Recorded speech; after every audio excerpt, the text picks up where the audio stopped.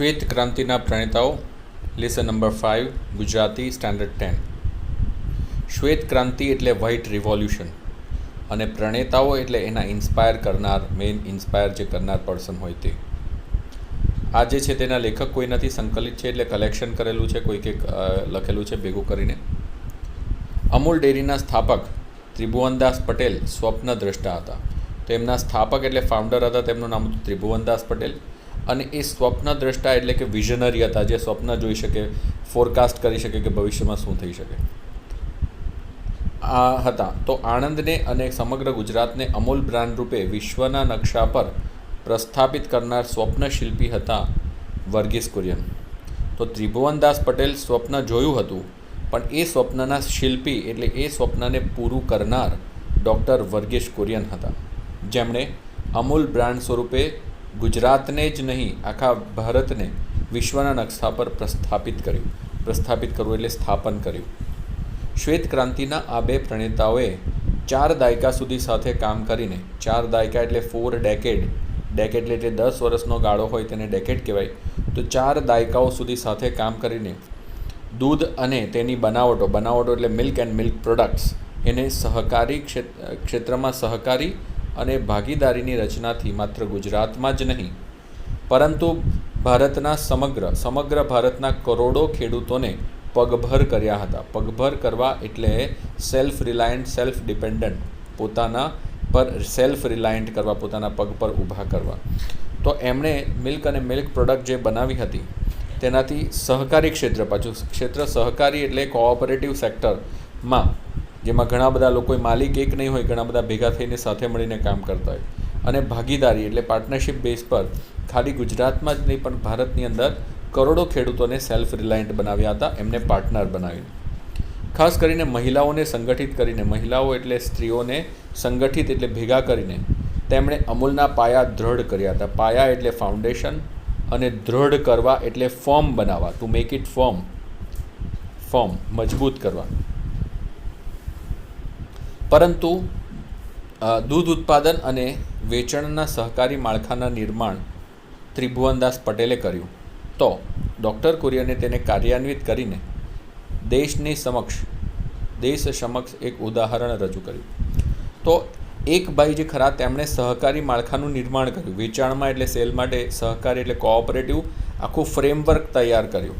અને એ ફ્રેમવર્કને કાર્યાન્વિત એટલે એની અંદર એક્શનમાં મૂક્યું. કાર્યાન્વિત કરવું એટલે to put it into action, એમ કરીને એ સમગ્ર દેશ સમક્ષ આખું એક ઉદાહરણ પૂરું પાડ્યું.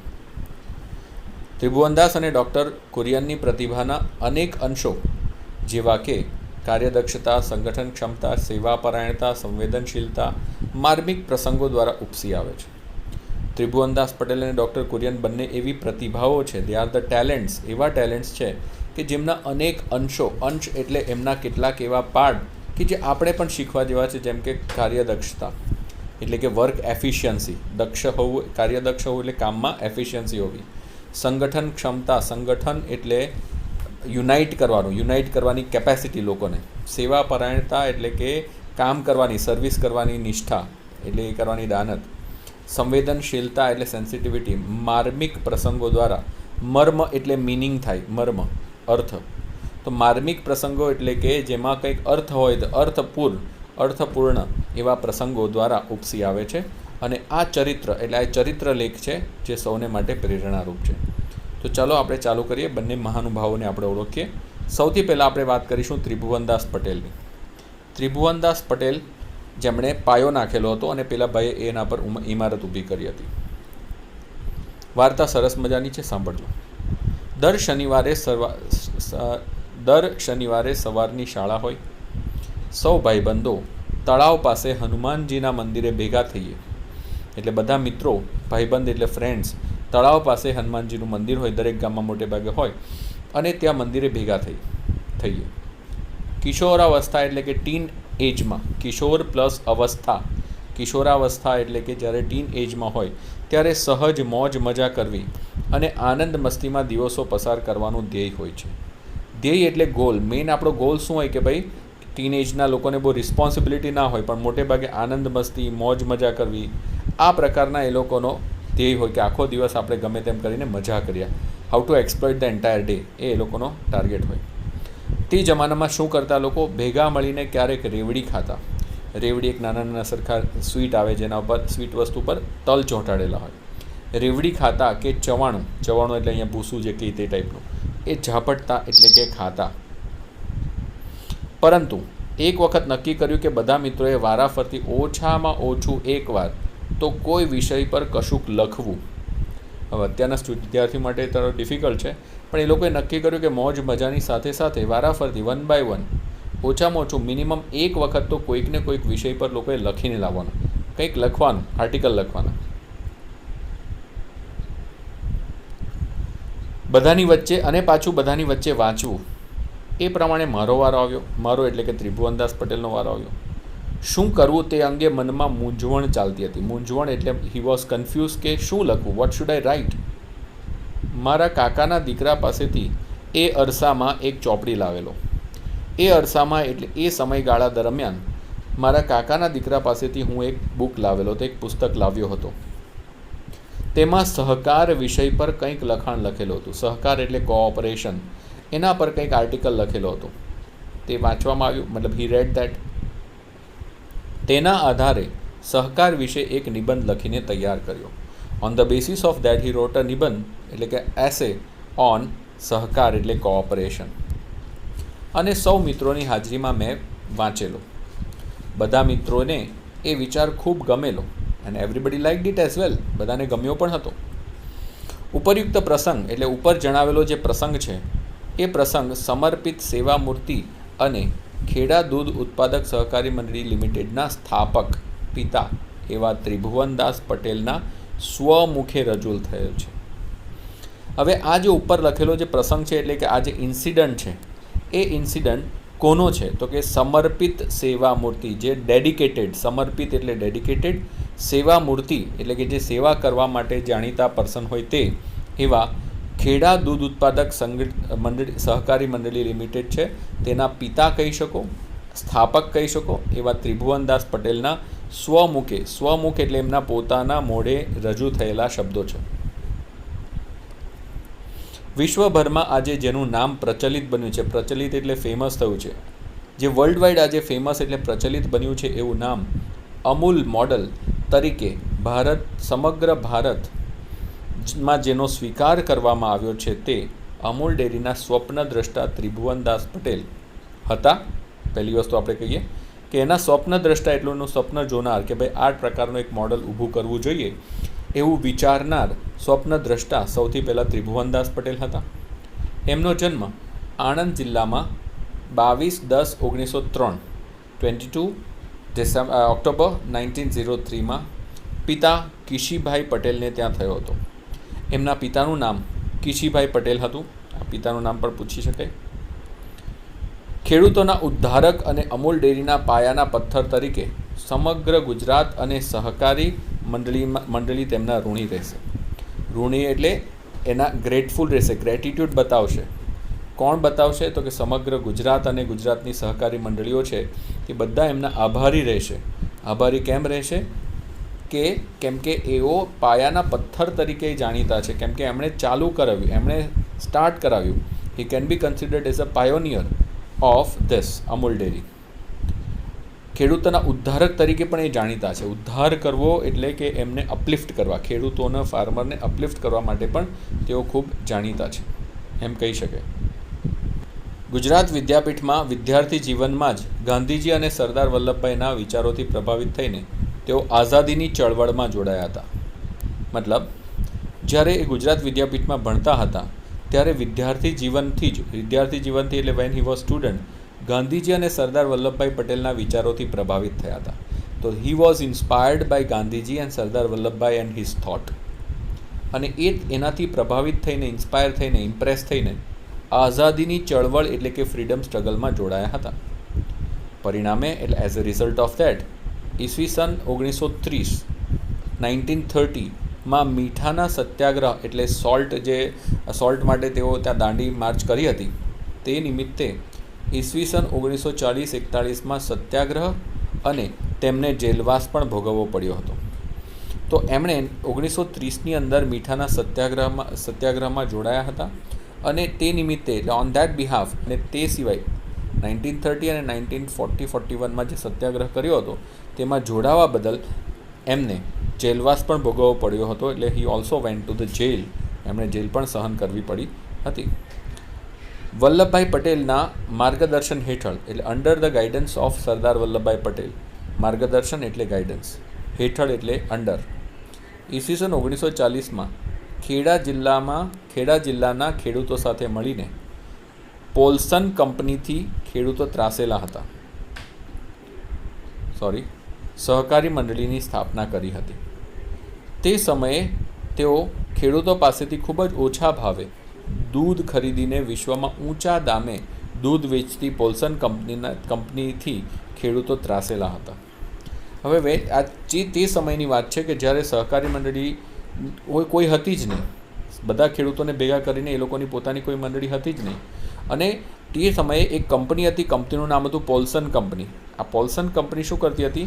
ખેડૂતો પાસેથી ખૂબ જ ઓછા ભાવે દૂધ ખરીદે અને મુંબઈમાં ઊંચા દામ એટલે ભાવ, હાયર પ્રાઇસ પર એ લોકો વેચતા હતા અને તેનાથી આ બધા ખેડૂતો ત્રાસેલા હતા. બધાએ ભેગા મળીને ખેડા દૂધ ઉત્પાદક સહકારી મંડળી લિમિટેડની શરૂઆત કરી. એ બધા જ ખેડૂતોને ભેગા કર્યા અને આમણે ખેડા દૂધ ઉત્પાદક સહકારી મંડળીની સ્થાપના કરી, સ્ટાર્ટ કરી. ઈસવીસન 1950થી ડૉક્ટર વર્ગીસ કુરિયનનો સાથ મળતા, એટલે અત્યાર સુધી આપણે જે વાતો કરીએ છીએ તે ચાલુ કર્યું હતું કોણે? તો એ ચાલુ કરનાર હતા અત્યાર સુધીમાં ત્રિભુવનદાસ પટેલ. પરંતુ હવે તેમને બીજા એક એમના મિત્રનો સાથ મળે છે. તેમનું નામ છે વર્ગીસ કુરિયન, ડૉક્ટર વર્ગીસ કુરિયન. એમનો સાથ મળતા બંનેની જુગલબંધી જામી. જુગલબંધી એટલે પાર્ટનરશિપ અને જામી એટલે કે બરાબર ઇફેક્ટિવ પ્રૂવ થઈ અને અમૂલ ડેરીનો વિકાસ હરણફાળે વિસ્તર્યો. હરણફાળે વિસ્તરવો એટલે મતલબ ખૂબ જ ઝડપથી એનું એક્સપાન્શન થવું, પ્રોગ્રેસ થવું. સહકારી મંડળીના સ્થાપના અંગે વિચાર બીજનું વાવેતર કરનારા સરદાર વલ્લભભાઈ પટેલ હતા. તો એને સ્ટાર્ટ કરનારા કોણ હતા? સરદાર વલ્લભભાઈ પટેલ.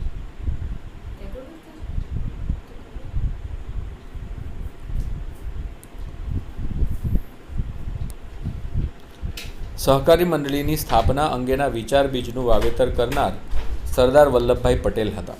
એમણે આ વિચાર બીજ એટલે કે થોટ આપેલો, એ થોટના સીડને સો કરવાનું કામ, એને રોપવાનું કામ સરદાર વલ્લભભાઈ પટેલે કર્યું હતું.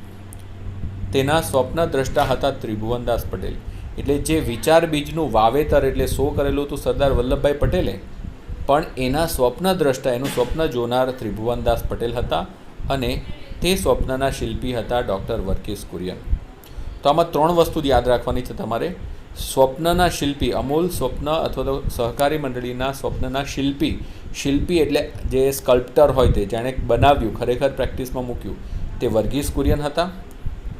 તે ઉપરાંત સ્વપ્નદ્રષ્ટા તો કે ત્રિભુવનદાસ પટેલ હતા. આ તમને પૂછી શકાય.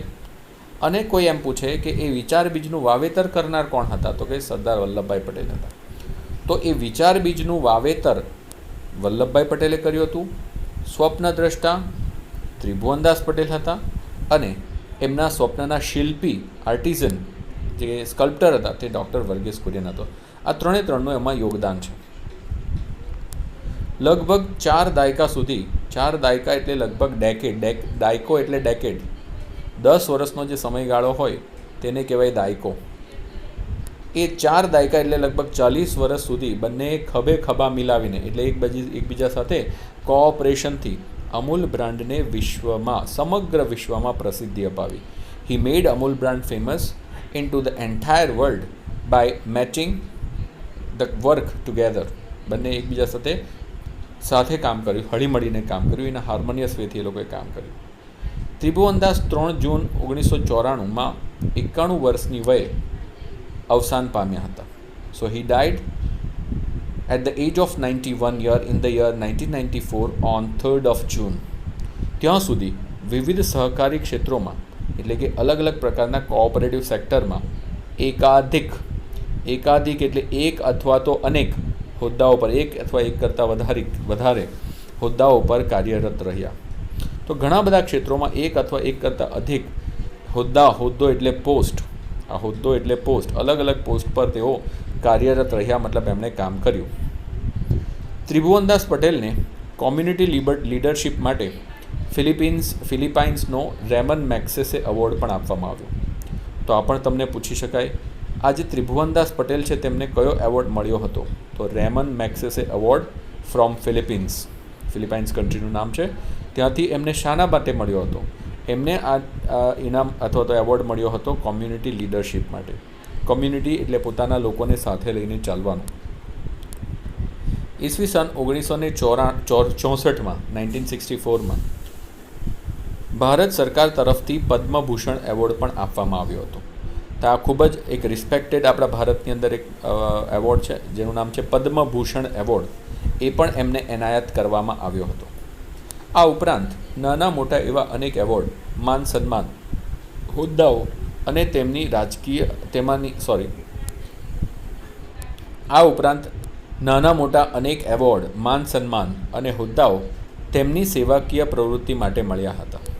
મતલબ એમની સેવાકીય પ્રવૃત્તિ એટલે એમની જે સર્વિસ ઓરિએન્ટેડ જે એક્ટિવિટીઝ હતી તેના બદલામાં એમને ઘણા બધા નાના મોટા એવા ઘણા બધા એવોર્ડ, માન સન્માન અને હોદ્દાઓ એટલે કે અનેક પોસ્ટ પણ એમને આપવામાં આવી હતી, ઓનરરી પોસ્ટ પણ આપવામાં આવે.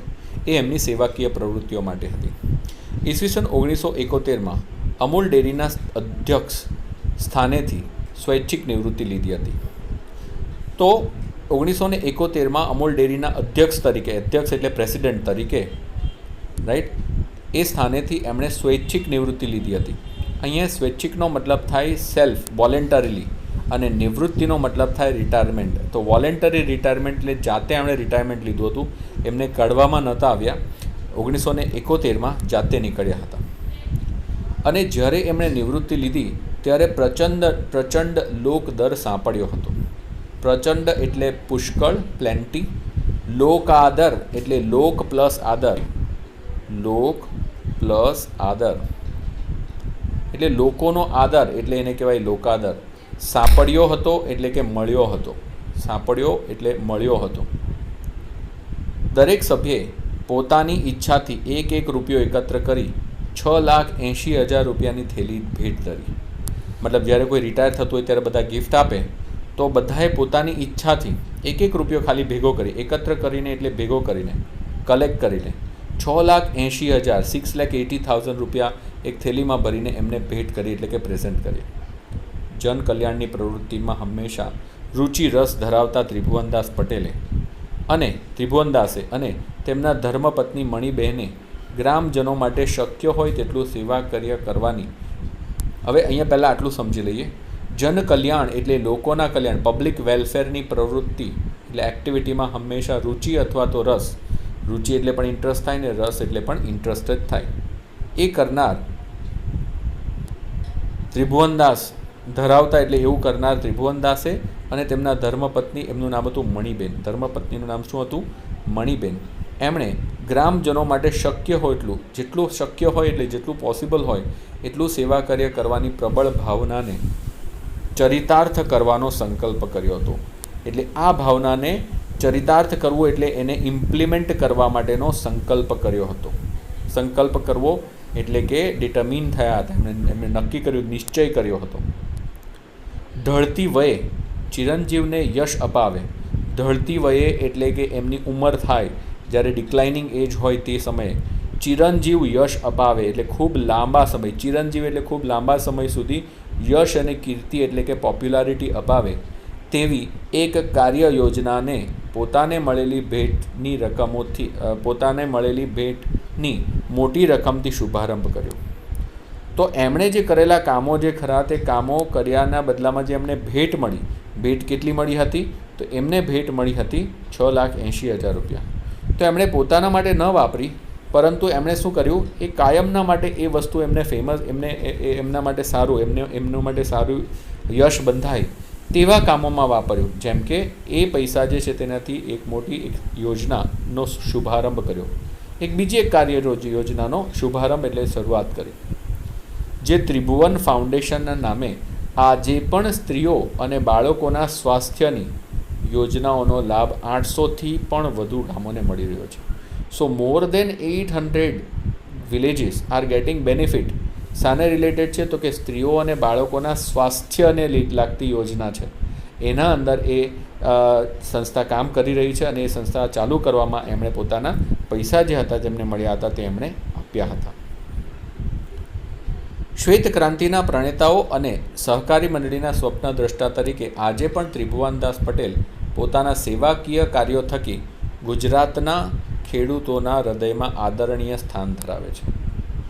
તો આપણે વાત કરીએ ત્રિભુવનદાસ પટેલ, એમને કયા નામ તરીકે ઓળખે છે? શ્વેત ક્રાંતિના પ્રણેતાઓ. શ્વેત ક્રાંતિ એટલે મેં તમને કહ્યું તે પ્રમાણે એ વ્હાઇટ રિવોલ્યુશન કહેવાય, અને એના પ્રણેતા અને સહકારી મંડળીના સ્વપ્નદ્રષ્ટા એટલે કે સ્વપ્ન જોનાર તરીકે ત્રિભુવનદાસ પટેલની સેવાકીય કાર્યો થકી એટલે એના વડે આજે પણ ગુજરાતના જે ખેડૂતો છે તેમના હૃદયમાં આદરણીય સ્થાન ધરાવે છે. મતલબ he earns a respectable place in the heart of the people or heart of the farmers of Gujarat. વિના સહકાર નહીં ઉદ્ધાર. આ એક કહેવત છે, વિના સહકાર એટલે without cooperation you cannot progress. ઉદ્ધાર ક્યારેય નહીં થાય આપણો. આ ઉક્તિને એટલે આ કહેવતને પણ તેમણે પોતાની જીવનશૈલી તેમજ કાર્યપ્રણાલીથી સાર્થક બનાવી છે. જીવનશૈલી એટલે પોતાની લાઈફસ્ટાઈલ અને પોતાની કાર્યપ્રણાલી એટલે વર્કિંગ પેટર્ન, આ બંને દ્વારા એમણે એને સાર્થક પ્લસ અર્થ એટલે અર્થપૂર્ણ બનાવી છે. અર્થફુલ એટલે મિનિંગફુલ બનાવી છે. કઈ ઉક્તિને? વિના સહકાર નહીં ઉદ્ધાર. ઠીક છે, હવે આપણે નેક્સ્ટ આગળ જોઈશું. Doctor Verghese Kurian part 2. કારણ કે ચેપ્ટરનું નામ શું હતું? શ્વેત ક્રાંતિના પ્રણેતાઓ, પ્લુરલ. ઓ એટલે એક નહીં આવે, બે આવે. તેમાં એક હતા ત્રિભુવનદાસ અને બીજાનું નામ છે ડોક્ટર વર્ગીસ કુરિયન. ઇજનેરીનો પૂર્ણ અભ્યાસ કર્યા પછી, इंजीनियरिंग એટલે इंजीनियरिंग का स्टडी करने के बाद ईस्वीसन 1944 એટલે 1944 માં Tata iron and steel company TISCO માં એપ્રેન્ટિસ તરીકે એક યુવાનની પસંદગી થઈ. રાઈટ? તો એક યુવાનની પસંદગી એટલે he was selected as a apprentice. Apprentice એટલે ટ્રેની સ્ટાફ તરીકે. ટ્રેનિંગ પણ મળશે, સાથે સાથે પૈસા પણ મળશે. તે યુવાનના મામા જોન મથાઈ ટાટા ઇન્ડસ્ટ્રીઝના ડાયરેક્ટર હોવાથી તે એક બે વખત જમશેદપુર આવ્યા ત્યારે આ યુવાનને મળ્યા. હવે જે company TISCO Tata iron and steel કંપનીમાં એને નોકરી મળી એપ્રેન્ટિસ તરીકે, તો તે જગ્યાએ ટાટા કંપનીના પેલા કોણ છે, ટાટા ઇન્ડસ્ટ્રીઝના ડાયરેક્ટર, એના કોણ હતા? મામા. ડાયરેક્ટરનું નામ શું હતું? જોન મથાઈ. હવે Tata iron and steel company એક કંપની છે અને પેલો ટાટા ગ્રુપના ડિરેક્ટરમાં, એટલે ડાયરેક્ટર હોવાને કારણે બધી અલગ અલગ કંપનીમાં વિઝિટ પર જાય. એ કરવાથી એક વખતે જમશેદપુર ટાટા ટિસ્કોની કંપની જમશેદપુરમાં છે ત્યાં પણ ગયા. તો આ યુવાનને મળ્યા. ઓ આ તો મારો ભણ્યો એમ કે, પણ તે યુવાનને ન ગમ્યું. આપણે તો ખુશ થઈ જાય કે આપણા મામા જ ને હું, હવે તો આપણે ટેન્શન ફ્રી, પણ આ તો નહીં ગમ્યું. બધાએ તેમને ખૂબ ના પાડી છતાં પણ તેમણે સામેથી નોકરી છોડી દીધી અને કારણ આપતા કહ્યું કે હવે હું અહીં કુરિયન રહ્યો નથી. નાવ આઈ એમ નો મોર કુરિયન ઓવર હિયર. કેમ? કેમ કે મને હવે લોકો શું કહીને ઓળખાવશે? આ તો પેલાનો ભાણિયો. માત્ર ઉપરી એટલે કે ઉપરના જે અમલદાર છે, ઉપરના ઓફિસર છે, એ ઓફિસરનો હું તો ભાણેજ બનીને રહી જઈશ અને જે મને મંજૂર નથી. મારે પોતાની મારી ઓળખાણ કરવી છે. I want to create my own identity. આવો અડગ વિશ્વાસ અને ખુદદારી ધરાવતા હતા ડોક્ટર વર્ગીસ કુરિયન. ખુદદારી, અપને પે ભરોસા અને બીજા પર ડિપેન્ડન્ટ નહીં રહેવાની ટેન્ડન્સી એ એમનામાં હતી. ગુજરાત રાજ્યમાં આવેલા આણંદ નગરને અમૂલ ડેરી દ્વારા મિલ્ક સિટીની ઓળખ અપાવનાર વર્ગીસનો જન્મ સિરિયન ખ્રિસ્તી પરિવારમાં 26/10/1921 ના રોજ કેરલાના કેલિકટ ગામે થયો હતો. તો આણંદને ડોક્ટર વર્ગીસ કુરિયને કઈ પ્રસિદ્ધિ અપાવી, કયા નામથી ઓળખાણ અપાવી, આઈડેન્ટિટી અપાવી?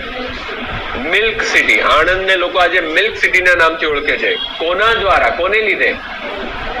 અમૂલ ડેરીને લીધે. કોને લીધે? પણ અમૂલ ડેરી કોને લીધે? વર્ગીસ કુરિયનને લીધે. Verghese Kurian, Amul dairy, Anand, milk city. એમનો જન્મ સિરિયાના ક્રિશ્ચિયન ફેમિલીમાં થયો હતો. ક્યાં થયો હતો? તો કે કેરલાના કેલિકટ ગામે. કયા? કેલિકટ. તેમના પિતા પુથેન પરક્કલ, સાઉથ ઇન્ડિયન નામ આવા જ હોય, પુથેન પરક્કલ કુરિયન એ કેવા હતા? તો કે સિવિલ સર્જન હતા. કેવા હતા? સિવિલ સર્જન એટલે general practitioner, general surgeon. Doctor વર્ગીસના માતાને શિક્ષણ અને સાહિત્ય સંગીતમાં વિશેષ રસ હતો. એમને એજ્યુકેશનમાં અને મ્યુઝિકમાં ખાસ ઇન્ટરેસ્ટ હતો એમના મમ્મીને. તેઓ પિયાનો પરથી અદ્ભુત સંગીતના સુરો વહાવી શકતા હતા. She use to play a nice music from the piano. 4 ભાઈ બહેનોમાં વર્ગીસ ત્રીજું સંતાન. He was third. ટોટલ 4 ભાઈ બહેન હતા. એમનો નંબર કયો હતો? ત્રીજો નંબર હતો. તેમનું શાલેય શિક્ષણ, શાલેય એટલે સ્કૂલ એજ્યુકેશન, ગામમાં પૂર્ણ કરીને, એટલે શાલેય શિક્ષણ એટલે જે સ્કૂલ એજ્યુકેશન ક્યાં લીધેલું? એમણે ગામમાં જ લીધેલું, ગામમાં જ પોતાની સ્કૂલમાં ભણેલા. એ પૂર્ણ કરીને મદ્રાસ, કે જેને આજે આપણે ચેન્નઈના નામથી ઓળખીએ છીએ, ત્યાં લોયોલા કોલેજમાંથી ભૌતિક શાસ્ત્ર એટલે ફિઝિક્સ સબ્જેક્ટમાં એમણે BSc ની ડિગ્રી પદવી એટલે ડિગ્રી એ પ્રાપ્ત કરી અને ત્યારબાદ ગ્વિન્ડી કોલેજ ઓફ એન્જિનિયરિંગ મદ્રાસમાં કઈ કોલેજમાં? ગ્વિન્ડી કોલેજ ઓફ એન્જિનિયરિંગ. પહેલા BSc કર્યું ફિઝિક્સમાં અને પછી મદ્રાસમાં ગયા એન્જિનિયરિંગ ડિગ્રી પ્રાપ્ત કરવા માટે. કોલેજમાં પ્રવેશ સમય, હવે જો 2 વસ્તુની વાત છે. એક તો ચેન્નઈ, મદ્રાસની વાત કરીએ તો ફિઝિક્સમાં એમને અભ્યાસ કર્યો અને ત્યાર પછી એન્જિનિયરિંગ કોલેજમાં. ભાઈ હિન્દી છે કે સંસ્કૃત છે તારું? તો સંસ્કૃત અહીંયા બેસો, હિન્દી ઉપર જાવ. આમાં મોટા માર્યા કરે. 2 કોલેજની વાત કરી છે. એક લોયોલા કોલેજ, એ ક્યાં છે લોયોલા કોલેજ? તો કે મદ્રાસમાં. ગ્વિન્ડી કોલેજ ઓફ એન્જિનિયરિંગ ક્યાં છે? મદ્રાસમાં. લોયોલા કોલેજમાંથી ફિઝિક્સમાં ગ્રેજ્યુએશન કરેલું, BSc કરેલું અને એન્જિનિયરિંગ કરેલું હતું. ક્યાંથી? ગ્વિન્ડી કોલેજ ઓફ એન્જિનિયરિંગમાંથી. ઇજનેર એટલે એન્જિનિયર બની ગયા. કોલેજમાં પ્રવેશ સમયે માત્ર 14 વર્ષની ઉંમર હતી. Only at the age of 14 he entered into the college. હવે તે ટાઈમે સપોઝ કે હોશિયાર હોય, સપોઝ કે કોઈ સ્ટુડન્ટ બહુ હોશિયાર હોય, અત્યારે 2nd સ્ટેન્ડર્ડમાં ભણે, પણ ઇન્ટેલિજન્ટ હોય તો એને શું કરતા? ક્લાસ પ્રમોટ કરી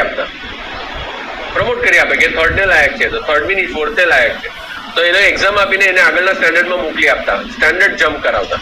હવે નથી કરાવતા, કેમ કે હવે કોઈ કેપેસિટી ખબર નહીં લોકોની હોય કે નહીં હોય. પહેલા એટલી કેપેસિટી વાળા લોકો આવતા ટેલેન્ટેડ, કેમ લાગતું કે ભાઈ આની પાસે તો એક્સ્ટ્રા ટેલેન્ટ છે, આને તો 4th સ્ટેન્ડર્ડમાં મૂકવાનું છે, 2ndમાં કામ મૂકે? એટલે 2ndની એક્ઝામ આપીને 3rdની એક્ઝામ આપીને 4thમાં ડાયરેક્ટ લઈ જતા, વર્ષથી પકડતા. એટલે 14 વર્ષની ઉંમર પર he entered into the college. વર્ગમાં સૌથી નાની વયના વિદ્યાર્થી હોવાથી તેમને મોટે ભાગે હંમેશા એકલો જ બધો સંઘર્ષ કરવાનો આવ્યો. કેમ કે સૌથી નાના, એ મોટા હોય તો દાદા ચાલ અમારે આમ કરી આપ, તેમ કરે. નાના હતા એટલે બધા લોકો એમની પાસે કામ કરવા પડે, પોતાનું કામ બીજા પાસે કરાવી શકે નહીં. એટલે સંઘર્ષ એટલે કે એમને મહેનત કરવાની જાતે જ આવી, પહેલાથી જ પોતે. પણ યાદ રાખો, હંમેશા જે માણસ જાતે સંઘર્ષ કરે તે જ ઘડાય, તે જ ટ્રેન થાય. તો આ માણસ પણ શું થયા? નાનપણથી એમને સંઘર્ષ મળેલો હતો. પરિણામે જિંદગીના પ્રથમ સોપાનથી જ, at the first stage of life, જિંદગીના ફર્સ્ટ સ્ટેજ પરથી, જે કોલેજના હતા ત્યારથી જ વર્ગીસ સ્વાવલંબનના આગ્રહી બન્યા. સ્વાવલંબન એટલે સેલ્ફ રિલાયન્સ, પોતા પર જ રિલાય કરવાનું, પોતાના પર જ ડિપેન્ડન્ટ હોવાનું ના આગ્રહી બન્યા. એટલે he insisted to remain self reliance, બીજા પર ડિપેન્ડન્ટ નહીં રહેવાનું. એટલે તો નોકરીને પણ લાત મારી, મારે બીજા પર ડિપેન્ડન્ટ રહેવું જ નથી, કેમ કે પહેલાથી આદત જ એ રીતના પડેલી. વર્ગીસને ધાતુશાસ્ત્ર અને ન્યુક્લિયર ફિઝિક્સમાં અનુસ્નાતક થવાની ઈચ્છા હતી. He wanted to become post graduate, અનુસ્નાતક એટલે post graduate, in metallurgy and nuclear physics. 2 અલગ અલગ સબ્જેક્ટમાં ભણવું હતું. એન્જિનિયરિંગ બી કર્યું, BSc બી કર્યું ફિઝિક્સમાં, અને હાયર લેવલ પર એમણે કરવું હતું ધાતુશાસ્ત્ર એટલે મેટલર્જી અને ન્યુક્લિયર ફિઝિક્સ. એ 2 વસ્તુમાં એમણે અનુસ્નાતક થવાની ઈચ્છા હતી. તેથી બ્રિટિશ સરકાર દ્વારા ચાલતી શિષ્યવૃત્તિ મેળવી અમેરિકા અભ્યાસ માટે જવાનું ફોર્મ ભર્યું. સો ધેટ અંગ્રેજો તરફ એ સ્કીમ ચાલતી કે તમે સ્કોલરશિપ એટલે if you are scholar enough તો તમને લોકોને સ્કોલરશિપ આપે to study abroad. British government આવી સ્કીમ ચલાવતી અને એનું ફોર્મ એમણે ભર્યું, પણ જેમાં એમની ડેરી એન્જિનિયરિંગના વિષયમાં પસંદગી થઈ કે તમારે ડેરી એન્જિનિયરિંગ શીખવા બહાર જવું હોય તો જવા મળશે, બાકી આમાં જવા મળશે નહીં. તો he was selected to go for the study, go to study dairy engineering only. અને તે પૂર્વ શરત હતી, ઇટ વોઝ પ્રી કન્ડિશન કે આ જો ભણવું હોય તો જ જવા મળશે, તો જ તમને સ્કોલરશિપ મળશે. ઇટ વોઝ અ પૂર્વ શરત, એટલે પ્રી કન્ડિશન. એ સ્વરૂપે તેમણે ઇમ્પિરિયલ ડેરી રિસર્ચ ઇન્સ્ટિટ્યૂટ નામની સંસ્થામાં બેંગ્લોર 8 માસની તાલીમ લેવા જવું પડ્યું. તો ડેરી ભણવું હોય તો થોડો ડેરી અહીંયા ભણેલા હોય તો હાયર લેવલ જવાય ને, એટલે અહીંયા એમણે શું કર્યું, 8 મહિના એમણે imperial dairy institute, imperial dairy research institute નામની એક બેંગ્લોરમાં એક ઇન્સ્ટિટ્યૂટ હતી, ત્યાં એમણે 8 મહિના સુધી ત્યાં ભણવું પડ્યું ડેરીને રિલેટેડ. પછી ત્યાં ડેરીનું ફર્ધર સ્ટડી કરવા માટે બહાર જવાની એમને શિષ્યવૃત્તિ મળે. ત્યાં તેમને પ્રથમ વખત ડેરી પ્રવૃત્તિના મૂળભૂત સિદ્ધાંતો સમજવાનો મોકો મળ્યો. ડેરી ઇન્ડસ્ટ્રીના મૂળભૂત સિદ્ધાંતો એટલે basic principles of dairy industry, એ શીખવાનો સૌથી પહેલો મોકો એન્ડ ઓપોર્ચ્યુનિટી એમને ક્યારે મળી? બેંગ્લોરમાં. ઈસવીસન 1946માં મિશિગન સ્ટેટ યુનિવર્સિટીનું નામ મિશિગન સ્ટેટ યુનિવર્સિટી, અમેરિકામાં અભ્યાસ માટે ગયા ત્યારે સ્કોલરશિપ આપનાર સરકારના સંતોષ ખાતર ડેરી એન્જિનિયરિંગના કેટલાક અભ્યાસક્રમો તેમણે પૂર્ણ કર્યા. કેમ કે it was a condition. Michigan state યુનિવર્સિટીમાં ગયા અમેરિકા અભ્યાસ કરવા માટે, સ્કોલરશિપ મળી ગઈ, પણ જે સરકારે સ્કોલરશિપ આપેલી તેને શરત મૂકેલી હતી કે તારે શું ભણવાનું? Dairy engineering. તો એમના સેટિસ્ફેક્શન માટે, ટુ સેટિસ્ફાય ધોઝ કન્ડિશન્સ, એમણે ડેરી ઇન્ડસ્ટ્રીના કેટલાક સિલેબસ કમ્પ્લીટ કર્યા, પૂર્ણ કર્યો અભ્યાસક્રમ સિલેબસ. પરંતુ અનુસ્નાતક એટલે માસ્ટરની ડિગ્રી તો તેમણે ધાતુશાસ્ત્ર અને જે નક્કી કરેલું હતું ફિઝિક્સના, ન્યુક્લિયર ફિઝિક્સ, એ જ વિષયોમાં તે પણ ડિસ્ટિંક્શન સાથે એમણે પાસ કર્યું. વિચાર તો કરો કેટલું કાંથી કાં ભણવા જાય. ડેરી ઇન્ડસ્ટ્રી ભણવું પડે તો એવી ભણી કાઢ્યું. 8 મહિના અહીંયા કર્યું, ત્યાં જઈને કર્યું, અને પાછું તેમણે જે નક્કી કરેલું મનમાં કે આ ભણવું છે તે તો કર્યું ને કરીને જ રહ્યા. પછી 1948 એટલે after independence he return back to India. આઝાદી પછી પાછા ભારત ફર્યા. તારીખ 13/5/1949, 50 પહેલાનો આંકડો, 13/5/1949 ને શુક્રવારે ભારત સરકારના આદેશથી કુરિયને આણંદમાં પ્રથમવાર પગ મૂક્યો. ગુજરાત સરકારના આદેશથી એટલે એમને ઓર્ડર આપવામાં આવ્યો કે તમારે નોકરી આ જગ્યાએ કરવાની છે. He was appointed in Anand. એટલે ત્યારે એમણે પહેલી વખત આણંદ જોયું. બાકી he belonged to Kerala. મકાન ભાડે ન મળતા ડેરીની આજુબાજુનું જૂનું ગેરાજ ભાડે રાખીને ત્યાં રહેવાનું શરૂ કર્યું.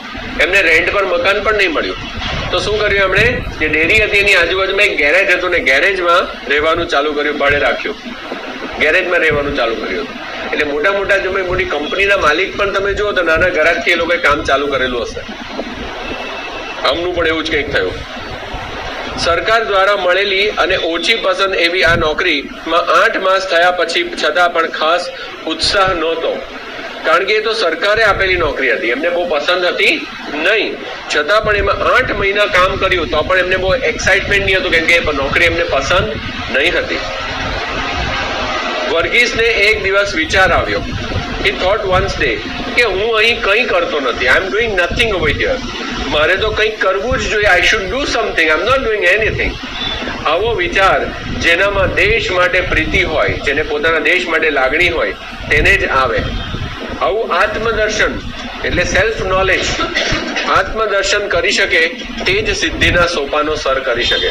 તો if you want to rise the success peaks of success, તો peaks of success can be achieved only by having self recognition.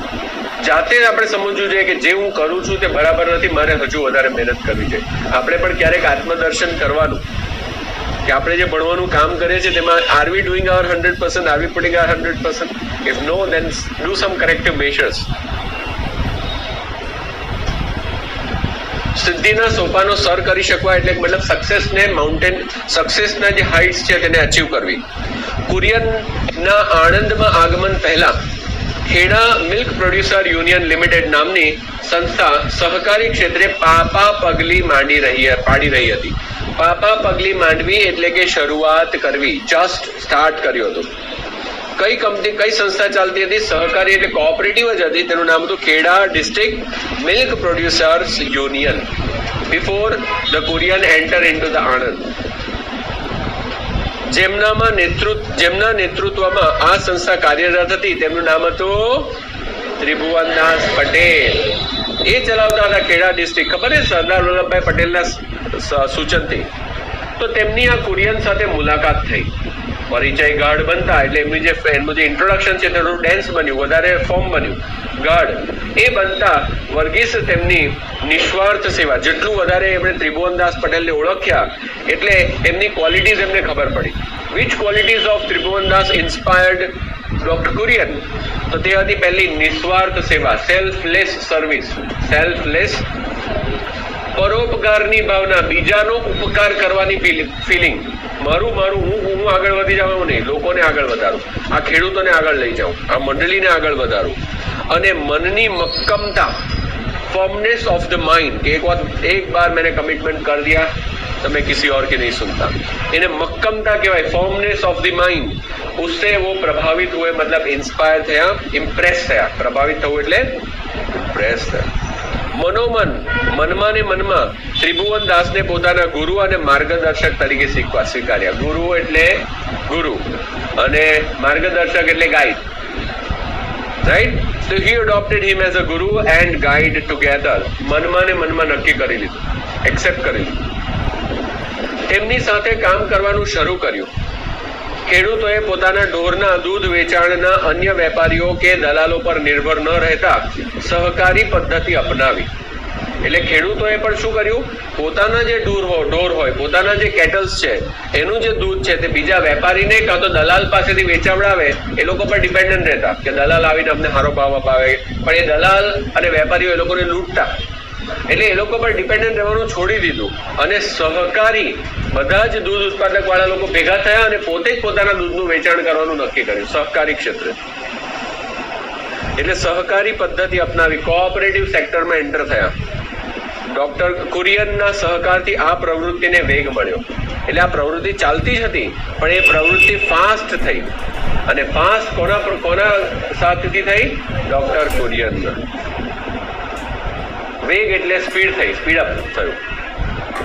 Anand Amul ડેરીની પ્રગતિ જોઈને સરકારના સહકારથી કુરિયને આણંદ મોડલ મુજબ ગુજરાતમાં જ નહીં, ભારતના ઘણા બધા રાજ્યોમાં દૂધ એકત્રીકરણની યોજના ઓપરેશન ફ્લડ સ્વરૂપે શરૂ કરી. તો આણંદની અંદર અમૂલ ડેરી છે તે ખૂબ ઝડપથી પ્રગતિ કરી રહી હતી અને એ પ્રગતિથી ઇમ્પ્રેસ થઈને સરકારે પણ શું કર્યું? આ આણંદના મોડલને ખાલી ગુજરાતમાં રાખવાની બદલે બીજી બધી અલગ અલગ જગ્યાએ પણ સ્પ્રેડ કરવાનું નક્કી કર્યું. અને તે મુજબ આખા ભારતમાં ઘણી બધી જગ્યાએથી દૂધ એકત્રીકરણ, મિલ્ક કલેક્શન સેન્ટર ચાલુ કર્યા, જેને ડેરી કહીએ આપણે. જ્યાં બધું દૂધ ભરવા જાય ને ગામડાના લોકો, આપણે જે દૂધ પ્રગવલ એટલે ગામની એક ડેરી હોય તે ડેરીમાં ભરી આવવાનું, એ ડેરીવાળાનું વેહિકલ આવીને પાછું બીજી જગ્યાએ લઈ જાય અને મોટી ડેરીમાં પછી ડિસ્ટ્રીબ્યુશન ને પેકેજિંગ ને એમાંથી દહીં બનાવવાનું ને બધું કામ ચાલે. તો એ જે યોજના હતી, તે યોજનાનું નામ શું હતું? What was the name of that scheme? Operation flood. Large scale પર કામ ચાલુ કર્યું. ઓપરેશન ફ્લડના શિલ્પી એટલે આર્કિટેક્ટ તરીકે વર્ગીસ કુરિયને ડેરી ક્ષેત્રે ભારતને સૌથી વધુ દૂધ ઉત્પાદન કરતા દેશ તરીકે વિશ્વમાં પ્રસ્થાપિત કર્યો છે. He put India at the world level to be the largest milk producer. ખાસ કરીને આ ડેરી ઇન્ડસ્ટ્રીમાં કોઓપરેટિવ સેક્ટરથી પાછું, એટલે આખા દુનિયામાં એણે એસ્ટાબ્લિશ કર્યું ઇન્ડિયાને as the largest milk producer due to this operation flood. પશ્ચિમના દેશોમાં પશુપાલન ક્ષેત્રે ગાયોની સંખ્યા વધુ હોવાથી ગાયના દૂધમાંથી જ ગુણવત્તાયુક્ત દૂધનો પાવડર બની શકે તેવી માન્યતા હતી. ફોરેનમાં મોસ્ટલી કાવ હોય તે કાવનું મિલ્ક વધારે યુઝ થતું, પરંતુ લોકોને એમ લાગતું કે કાવનું મિલ્ક હોય તો તે સારી ક્વોલિટીનું હોય ને એટલે તો જ એમાંથી દૂધનો પાવડર બને. Milk powder can be produce only from the કાવ મિલ્ક, એવી માન્યતા હતી. ઇટ વોઝ હિઝ બિલીફ તના લોકોની. પણ ભારતમાં વાત કરીએ તો ભારતમાં કાવ કરતા બફેલો જ વધારે. ભારતમાં ભેંસોની સંખ્યા સવિશેષ કંઈક એક્સ્ટ્રા જ હતી અને તેથી કુરિયને ભેંસના દૂધમાંથી પણ ગુણવત્તાયુક્ત પાવડર બની શકે તેવા સંકલ્પથી પાવડર બનાવવાનું શરૂ કર્યું. એકમ એટલે યુનિટ, પાવડર બનાવવાનો યુનિટ એક ચાલુ કર્યો, નવો પ્લાન્ટ નાખ્યો અને એ પ્લાન્ટમાં ભેંસના દૂધમાંથી દૂધનો પાવડર બનાવવાનું નક્કી કર્યું. બાકી દુનિયાભરમાં ખાનાથી બનતો હતો ગાયના દૂધમાંથી. અને તે ખૂબ જ ઓછા સમયમાં એમાં સફળતા પણ મેળવી, એમાં સક્સેસ પણ મળી. વર્ગીસે ભારતમાં ખેડૂતોનું સશક્તિકરણ અને સંગઠન ડેરી ઉદ્યોગની સહકારી મંડળી મારફતે કર્યું. તો એમણે શું કર્યું? ખેડૂતોનું સશક્તિકરણ એટલે એમ્પાવરમેન્ટ, ફાર્મર્સ એમ્પાવરમેન્ટ. અને બીજું સંગઠન એટલે કે યુનિટી. કયા થ્રુ કરી? તો કે ડેરી ઉદ્યોગથી કરી. ડેરી ઇન્ડસ્ટ્રી આવી તો બધા લોકો કોઓપરેટિવ, બધા ખેડૂતો સાથે પણ થયા અને સશક્તિકરણ એટલે એમ્પાવરમેન્ટ ઓફ ધી ફાર્મર પણ થયું. લોકો એમ્પાવર થયા એટલે પહેલા લોકો પર ડિપેન્ડન્ટ હતા, બહુ વધારે પૈસા નહીં મળતા હતા. નાવ એ લોકો સહકારી ક્ષેત્રે પોતાને વધારે પૈસા મળવાના ચાલુ થઈ ગયા. We are getting more money now. જે હવે અમૂલના નામે વિશ્વ વિખ્યાત છે. જે તે ટાઈમ ભારતમાં દૂધ સહકારી ચળવળ એટલે મુવમેન્ટ, જે કોઓપરેટિવ મુવમેન્ટ કહેવાય ને, સહકારી ચળવળ એટલે મુવમેન્ટ, તેમના સ્થાપક અને સંચાલક બન્યા. સ્થાપક એટલે ફાઉન્ડર અને સંચાલક એટલે ચલાવનાર, administrator. Founder and administrator both બની ગયા. આણંદ જિલ્લામાં અથવા તો આણંદમાં ખેડા જિલ્લા સહકારી દૂધ ઉત્પાદક મંડળી, બીજું એક ખેડા જિલ્લા સહકારી દૂધ ઉત્પાદક મંડળી એ નામથી ચાલતું હતું, જે ત્રિભુવનદાસ પટેલે ચાલુ કર્યું. પણ હવે કયા નામે ઓળખાય છે? અમૂલના નામે વિશ્વ વિખ્યાત, વર્લ્ડ ફેમસ થઈ ગયું. એમાં નામના એની રચના કરી અને વેગવંતી બનાવી. તો અમૂલની રચના કોણે કરી હતી? ડોક્ટર વર્ગીસ કુરિયન. આણંદ મોડલની સહકારી મંડળી એટલી સફળ નીવડી, એટલે ઇટ બીકેમ સો સક્સેસફુલ, નીવડી એટલે બની, કે ભારત સરકારની વિનંતી માન્ય રાખીને, ભારત સરકારે જે રિક્વેસ્ટ કરેલી તે રિક્વેસ્ટને એગ્રી કરીને, માન્ય રાખીને, કુરિયને ત્રિભુવનદાસ પટેલ અને અન્ય સંનિષ્ઠ વ્યક્તિઓના સહકારથી નેશનલ ડેરી ડેવલપમેન્ટ બોર્ડ, જેને કહેવાય NDDB ની સ્થાપના કરી. So on the request of Indian government, એમની રિક્વેસ્ટને ધ્યાનમાં રાખીને બે જણા, કુરિયને, ત્રિભુવનદાસ પટેલ અને બીજા કેટલાક સંનિષ્ઠ એટલે સિનિયર જે લોકો ઓફિસર હતા એ લોકોને સાથે રાખીને NDDB નેશનલ ડેરી ડેવલપમેન્ટ બોર્ડની સ્થાપના કરી. એટલે કે આખા દેશમાં ટોટલ ડેરી ઇન્ડસ્ટ્રીને આગળ પ્રમોટ કરવા માટે NDDB નામનું બોર્ડ બન્યું, એક ડિપાર્ટમેન્ટ બન્યું. ખાલી આણંદની અમૂલની વાત નથી, આખા દેશમાં ડેરી ઇન્ડસ્ટ્રીને પ્રમોટ કરવા માટે. તેના માધ્યમથી ભારતભરમાં આણંદની પ્રતિકૃતિ એટલે ટેમ્પલેટ ઓફ આણંદ જેવી જ બેઠી કોપી, ટેમ્પલેટ, પ્રતિકૃતિ, કોપી જેવી દૂધ સહકારી મંડળીઓ અસ્તિત્વમાં આવી. So many other milk corporations પણ એસ્ટાબ્લિશ થયા ઓલ ઓવર ઇન્ડિયામાં, જસ્ટ લાઈક આણંદ. આ બધી મંડળીના ઉત્પાદનોના માર્કેટિંગ માટે કુરિયને Gujarat cooperative milk marketing federation નામની સંસ્થાની સ્થાપના કરી. હવે આજે બધી મંડળી અલગ અલગ બની તો ખરી, અલગ અલગ જગ્યાએ મંડળી બની, હવે એનું મિલ્કને માર્કેટિંગ કરવું પડે. તો માર્કેટિંગ કરવા માટે એટલે કે વેચવા માટે એક બીજી એક કંપની ચાલુ કરી. પહેલા લોકો પ્રોડ્યુસ કરે, હવે વેચવાનું કામ અલગથી. તેનું નામ પડ્યું Gujarat cooperative milk marketing federation. શું ચાલુ કર્યું? Cooperative marketing federation. એ નામની સંસ્થાની અમને શરૂઆત કરી. NDDB ના સંસ્થાના સ્થાપક અને ચેરમેન તરીકે 33 વર્ષ સુધી સેવાઓ આપી. 33 years he served as a founder of NDDB અને chairman, as a chairman. અને તે સેવાઓ આપનાર કુરિયન જ્યારે નિવૃત્ત થયા, when he retired, ત્યાં સુધી એક પણ રૂપિયો પગાર પેટે લીધો ન હતો. he never received even a single rupee as a salary. he didn't ask for salary. એ સેવા આપતા હતા. નેશનલ ડેરી ડેવલપ 33 વર્ષ સુધી નોકરી કરી વિધાઉટ પૈસા. ગુજરાત સહકારી દૂધ માર્કેટિંગ ફેડરેશનના ચેરમેન પદે વધુમાં વધુ માસિક 5,000 રૂપિયા પગાર લેતા, પરંતુ 60 વર્ષના થયા પછી 24 વર્ષ સુધી એમણે પગાર લીધા વિના માનદ ઓનરરી સેવા, માનદ એટલે ઓનરરી સેવા આપી, સર્વિસ કરી. એટલે પેલું હતું જે ખરું તે એનડીડીબી ની હતી. એનડીડીબી માં 33 વર્ષ મફત સેવા આપી. ગુજરાત માર્કેટિંગ ફેડરેશન જે ખરું તેની અંદર એમણે ચેરમેન પદ પર, એમાં બી ચેરમેન હતા, તો તેમાં રૂલ હતો કે મેક્સિમમ 5,000 રૂપિયા પગાર મળે. એમણે એટલે વધારે મળે પણ એમણે મેક્સિમમ 5,000 વધારે પગાર લીધેલો. કોઈ વખત 2,000, કોઈ વખત 3,000, પણ મેક્સિમમ હાઈએસ્ટ જે પગાર હતો એમણે કેટલો લીધેલો? 5,000. તે બી શરૂઆતમાં જ ખાલી, તે પણ શરૂઆતમાં જ ખાલી. 60 વર્ષ થયા પછી તો એમણે 60 વર્ષની એમની ઉંમર થઈ ત્યાર પછી તો પગાર લીધો જ નથી. એનડીડીબી માં તો 33 વર્ષમાં એક પણ વખત નહીં.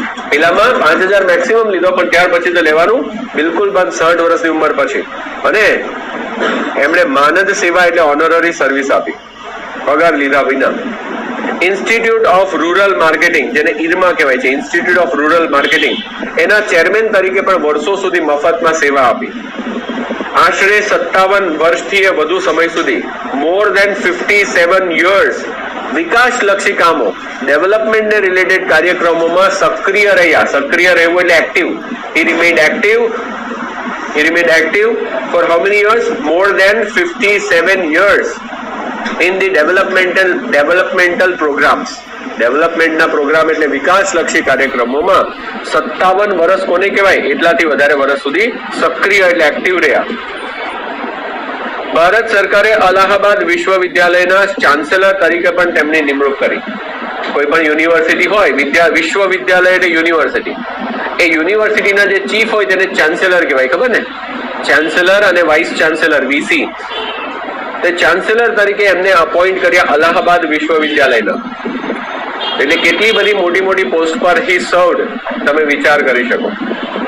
કુરિયન અને અમૂલ સાથે જોડાયેલા ઘણા પ્રસંગો તેમની આત્મકથા મારું સ્વપ્નમાં નોંધાયેલા છે. તો એમણે એક આત્મકથા લખી છે, ઓટોબાયોગ્રાફી, જેનું નામ છે મારું સ્વપ્ન. એની અંદર આ અમૂલ સાથે જોડાયેલા ઘણા બધા ઇન્સિડન્ટ્સ એમણે મેન્શન કરેલા છે.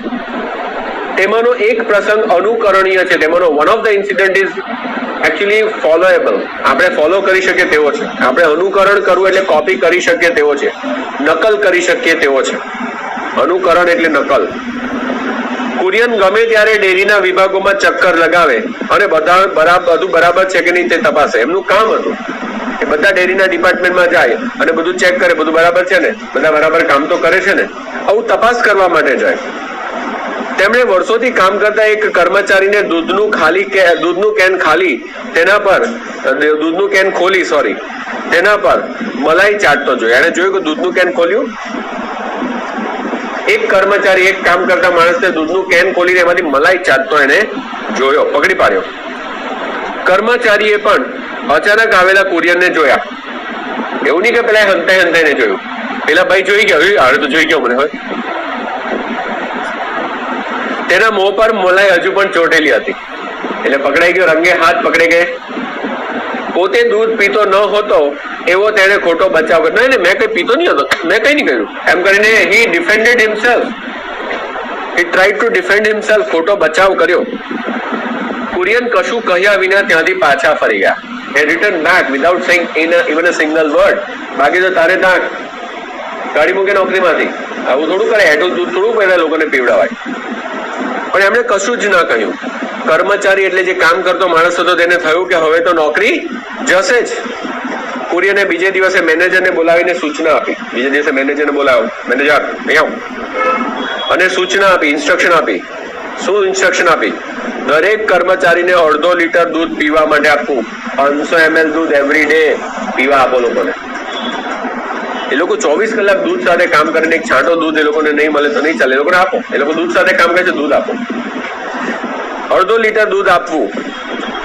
આખો દિવસ લોકો દૂધના વિશાળ જથ્થા સાથે, હ્યુજ ક્વોન્ટિટી ઓફ મિલ્કની સામે આખો દિવસ એ લોકો કામ કરે અને ભૂખ્યા પણ થાય કે નહીં એ લોકો, અને ભૂખ્યા પણ હોય તો એમને આ દૂધમાંથી ભાગ ન મળે તે ન્યાય ન કહેવાય. જે દૂધ સાથે એ લોકો કામ કરે છે, જેમાં મહેનત કરે છે, દૂધ ન મળે એ લોકોને, તે અન્યાય કહેવાય. It is injustice. પોતાના કર્મચારીની આટલી કાળજી રાખનાર ઉપરી અધિકારી હોય, ઉપરી અધિકારી ઉપરના બોસ હોય, આપણા આટલી કાળજી રાખવા વાળા બોસ હોય, તો પછી દરેક વ્યક્તિ વિશ્વાસ અને ઈમાનદારીથી કામ કરવા માટે પ્રેરાય જ ને, ઇન્સ્પાયર થાય. પ્રેરણા મળવી એટલે ઇન્સ્પાયર થાય કે ભાઈ આવા સારા સાહેબ હોય તો આપણે ચીટિંગ કરાય નહીં. આપણે વિશ્વાસથી અને ઈમાનદારીથી, ટ્રસ્ટ એન્ડ ઈમાનદારી મતલબ ઓનેસ્ટીથી કામ કરવા માટે ઇન્સ્પાયર થાય.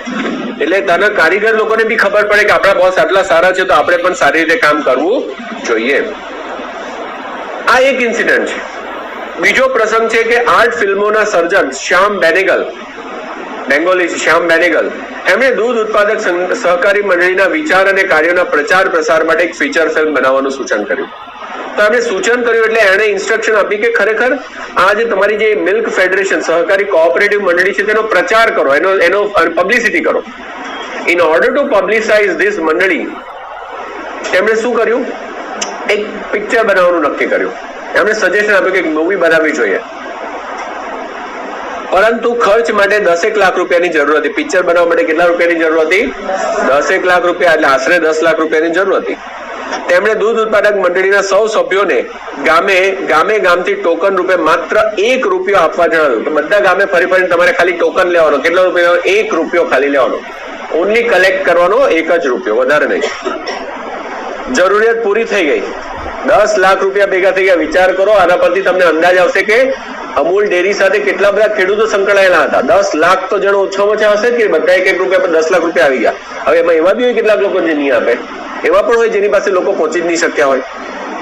તો પણ 10 લાખ રૂપિયા ભેગા થઈ ગયા. અને પિક્ચર અમૂલ ડેરી ઉપર સ્પેશિયલી એક પિક્ચર બનેલું કોઓપરેટિવ સેક્ટર પર, જે પિક્ચરનું નામ છે મંથન. શું નામ હતું? મંથન. એક બ્લેક કલરની હિરોઈન છે સ્મિતા પાટીલ. અમિતાભ બચ્ચન સાથે બહુ પિક્ચર આવતા. સ્મિતા પાટીલ એમાં એક્ટ્રેસ તરીકે રોલ પ્લે કરે છે. માથે પેલું લઈને મેરા ગાંવ કાઠાવાડ કને જ્યાં દૂધ કી નદિયા બે, એવું સોંગ પણ છે આખું એનું. અમૂલ ડેરીની એડમાં પણ એ પર્ટિક્યુલર સીન આવતો ઘણી વખત. હવે તો મોડર્ન એડ થઈ ગઈ, અમૂલ દૂધ પીઓ, ગ્લાસ ફૂલ દૂધ. પહેલા જે દેશી એડ આવતી તેમાં એ આખું પિક્ચરનો ઇન્સિડન્ટ બનાવતા કે બધી બહેનો ઘરે ઘરે દૂધ ભરવા આવે અને એ લોકો પોતે સેલ્ફ ડિપેન્ડન્ટ બને એવું બતાવતા. તેને સારો પ્રતિસાદ મળ્યો. રિસ્પોન્સ, પ્રતિસાદ એટલે રિસ્પોન્સ. એ મૂવીને સારો એવો રિસ્પોન્સ મળ્યો. People enjoyed it. અને ખાલી ફિલ્મ નહીં, એનો જે મેસેજ હતો તે મેસેજ પણ લોકો સુધી પહોંચ્યો. તે ફિલ્મને ઘણા બધા પારિતોષિક એટલે એવોર્ડ પણ મળ્યા. ડોક્ટર કુરિયનને તેમના કાર્યો માટે એકાધિક મતલબ એક સે બઢકર એક પારિતોષિક મતલબ એમને એવોર્ડ એનાયત થયા, આપવામાં આવ્યા, given. So he was awarded more than one. There are many awards were awarded to him. Bharat સરકાર દ્વારા પદ્મશ્રી, બહુ ઊંચું નામ કહેવાય, પદ્મભૂષણ અને પદ્મવિભૂષણ ત્રણ મળી ગયા. પદ્મશ્રી, પદ્મભૂષણ અને Padma Vibhushan. Roman Maxis award, Krishi Ratna award, world food prize award, Michigan state university દ્વારા અમેરિકા દ્વારા નામાંકિત ભૂતપૂર્વ વિદ્યાર્થી એવોર્ડ. કેમ કે મિશિગન સ્ટેટ યુનિવર્સિટીમાંથી ભણેલા, એટલે કે અમારો પાસ્ટ સ્ટુડન્ટ આટલો હોશિયાર આગળ નીકળ્યો તો એમણે પણ એવોર્ડ આપ્યો એમની યુનિવર્સિટીમાંથી. Past student award. World dairy expo એટલે વર્લ્ડ ડેરી એક્સપો ઇન્ટરનેશનલ લેવલનું એક ઓર્ગેનાઇઝેશન છે, તેના દ્વારા એમને international person of the year, international level પર હી બીકેમ ફેમસ, એવો એવોર્ડ પણ પ્રાપ્ત થયો હતો ડોક્ટર વર્ગીસ કુરિયન. ડોક્ટર કુરિયનના જન્મદિન 26 નવેમ્બર 26th of November ને રાષ્ટ્રીય દૂધ દિવસ એટલે નેશનલ મિલ્ક ડે તરીકે આજે પણ ઉજવાય છે. ભારત અને આ વર્લ્ડ લેવલ પરની વાત છે મિલ્ક ડે. ખાલી વર્ગીસ કુરિયન અહીંયાના હતા, આણંદ આપણે અહીંયાની હતી એટલે આપણે ઇન્ડિયામાં સેલિબ્રેટ કરીએ એવું નહીં. World wise international milk day, national milk day, રાષ્ટ્રીય છે, આંતરરાષ્ટ્રીય નથી, રાષ્ટ્રીય છે. ભારત અને વિશ્વભરમાંથી કુરિયનને 15 જેટલી માનદ પદવીઓ એનાયત કરવામાં, ઓનરરી ડિગ્રી આપે, ખબર ને, રેન્ક આપે, ડિગ્રી આપે. કેમ કે સચિન તેંડુલકરને ડોક્ટરેટની ડિગ્રી મળેલી છે, શાહરૂખ ખાનને પણ મળેલી છે ડોક્ટરેટની ડિગ્રી. આપણા જે ધોની છે તેને ખબર છે, ધોનીને પણ મિલિટરી વાળાએ આપેલી છે, ખબર છે કે નહીં? લેફ્ટનન્ટની કેવી પોસ્ટ આપેલી છે. નોકરી કરવા નહીં જવાનું, ખાલી ડિગ્રી કેટેગરી. જોયો છે કે નહીં એને આર્મીના ડ્રેસમાં કોઈ દિવસ? તો એને હી કેન વેર ધીસ. કેમ કે એને મળેલી છે, મેજર કે લેફ્ટનન્ટ કે એવા કોઈની પોસ્ટ મળેલી. એને ઓનરરી કહેવાય, એટલે એમાં કાંઈ કામ નહીં કરવાનું હોય એમણે. કુરિયનને કેન્દ્રમાં રાખીને, એટલે keeping Kurian as a centre, 51 થી પણ વધારે પુસ્તકો લખ્યા છે. મોર દેન 51 books has been written keeping the Korean at the center. તેમના અવસાન પછી 94માં જન્મ દિવસે 94th બર્થડે ગૂગલે પોતાનું હોમ પેજ ગૂગલની બદલે ડૂડલ નામથી સ્થાન આપ્યું હતું. તો મોટે ભાગે ડૂડલ્સ લખે, ડૂડલ્સ કહેવાય ને, ખબર છે તમને? એ જે ગૂગલ જે લખેલું હોય તેની જગ્યાએ જે બધા અલગ અલગ પિક્ચર્સ લખે ને તેને ડૂડલ કહેવાય. તે કુરિયનના નામનું એમણે ડૂડલ બનાવીને ચાલેલું હતું. કોઈ બી ગાંધીજીનું કંઈ આવે તો એવા ઇન્ટરનેશનલ લેવલનું બધું જ આવે તો ગૂગલ, ખબર ને, ગૂગલનું હોમ પેજ ખોલો ને, એને ડૂડલ કહેવાય. શું કહેવાય? તારીખ 9/9/2012, ગુજરાતીમાં બી વાંચી સંભળાવું છું. 9/9/2012 ના રોજ ડોક્ટર વર્ગીસ કુરિયનનું 91 વયની ઉંમરે, 91 વર્ષની ઉંમરે એટલે 91 યર્સની એજ પર નડિયાદમાં અવસાન થયું હતું. He died in Nadiad in the year 9/9/2012. 2012માં એટલે બહુ રિસન્ટ જ છે, થોડાક જ વર્ષ થયા હી ડાઇડ. પરંતુ તેમણે અમૂલ ડેરીના નામે વાવેલું બીજ, એમણે જે સીડ શો કરેલું તે આજે વટવૃક્ષ, મોટું બનિયાન ટ્રી બનીને ઊભું છે, એમ સમજો. કેટલા લોકોને હેલ્પ કરે છે? અનેક ખેડૂતો, શ્રમજીવીઓ એટલે મજૂરો, પશુપાલકો એટલે કેટલ રેરર્સ, અને વેપારીઓ જે દૂધ વેચે તે લોકોને બધાને આજીવિકા એટલે કે રોજી રોટી આપે, income, source of income provide કરે છે અને છાંયડો આપે છે. તો આ એક એવું ઝાડ છે રોપેલું એમણે કે જે ઝાડ ઘણા બધા લોકોને આજે રોજી રોટી આપે છે, એમ્પ્લોયમેન્ટ આપે છે. વર્ષ 2015-16ના અમૂલ ડેરીના નાણાકીય ટર્નઓવર એટલે ફાઇનાન્શિયલ ટર્નઓવર, આખા વર્ષનું કેટલું વેચાણ થયું, એના આંકડા, એના નંબર્સ, દૂધની રોજની આવક, everyday daily income of the milk, અમૂલની સાથે જોડાયેલા સભ્યોની સંખ્યા, the people associated with the Amul, number of people associated with Amul, અને અમૂલના ઉત્પાદકો, મિલ્ક પ્રોડ્યુસર્સ અને વેચાણના આંકડા ખૂબ જ ઝડપથી. નંબર્સ ઓફ ફેમિલી મેમ્બર્સ પણ વધે છે એ લોકોના, અમૂલના. ટર્નઓવર ઇન્ક્રીઝ થાય છે, ડેઇલી મિલ્કની ટોટલ ઇન્કમ છે તે ઇન્ક્રીઝ થાય છે. બધું જ એ લોકોનું ગ્રોથ આગળ ને આગળ પ્રોગ્રેસ થાય છે on the day to day basis. સમગ્ર ભારત ઉપરાંત અપાર્ટ ફ્રોમ ઓલ ઇન્ડિયા, વિશ્વમાં 50 થી પણ વધુ દેશોમાં તેમના વેચાણ કેન્દ્ર એટલે સેન્ટર છે. વેચે દૂધ કેટલા? મોર દેન 50 કન્ટ્રીઝમાં વેચે પોતાનું દૂધ, મોર દેન 50 કન્ટ્રીઝમાં. એક કંપની, ઇન્ડિયાની જે ક્રિકેટ ટીમ સિવાય એક ટીમ હતી જેના અહીંયા લખેલું હતું એડવર્ટાઇઝમેન્ટમાં અમૂલ. અફઘાનિસ્તાનની અહીંયા સાઈડ પર તમે જો એમાં એડ હતી એ લોકોની અમૂલની. તો એ અફઘાનિસ્તાનમાં એ કામ કરે છે. એવા 50 થી વધારે દેશોમાં પોતાનું દૂધ વેચે. ડોક્ટર કુરિયને તેમના કાર્યો દ્વારા અમૂલ આણંદ, ગુજરાત અને ભારતને શ્વેત ક્રાંતિના માધ્યમથી, by means of white revolution, please, શ્વેત ક્રાંતિ એટલે વ્હાઇટ રિવોલ્યુશનના માધ્યમથી, by means of white revolution, વિશ્વભરમાં ઉન્નત અને ગૌરવવંતું સ્થાન અપાવ્યું છે. ઉન્નત એટલે હાઈ અને ગૌરવવંતું એટલે રિસ્પેક્ટેબલ પ્લેસ અપાવેલી છે ઇન ધ વર્લ્ડ. આજે દૂધ, દહીં, છાશ, ઘી, માખણ, દૂધનો પાવડર, ચીઝ, ચોકલેટ, તેલ, શ્રીખંડ, મીઠાઈઓ અને અન્ય ખાદ્ય પદાર્થો અમૂલ બ્રાન્ડથી સમગ્ર વિશ્વમાં સ્વીકાર્ય બન્યા છે. The products of Amul like curd, buttermilk, ghee, makhan, butter, milk powder, cheese, chocolates, oil and shrikhand અને સ્વીટ્સ આજે વર્લ્ડમાં એક્સેપ્ટેબલ છે. દુનિયાભરમાં એની અમૂલની આઇટમ્સ વેચાય છે.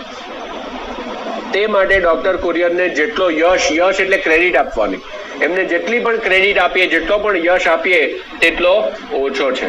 અંદર વાત નહીં.